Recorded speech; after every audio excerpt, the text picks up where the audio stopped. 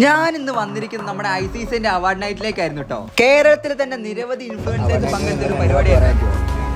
വെള്ളം കുടിച്ചിട്ട് ബാക്കി സംസാരിക്കും.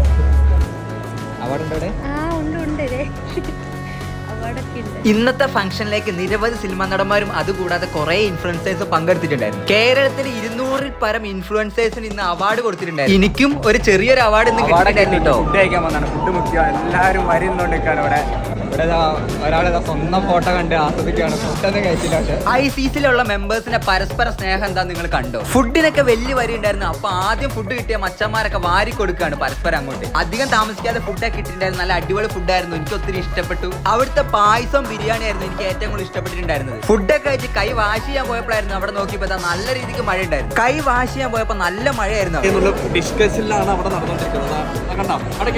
പായസം തീർന്നു. പായസത്തിനുള്ള വെയിറ്റിംഗ് ആയിരുന്നു ഞങ്ങൾ. അപ്പൊ ഷിയാസ് ഭായിനെ കണ്ടു. കൂടെ ഒരു സെൽഫി അങ്ങ് എടുത്തു.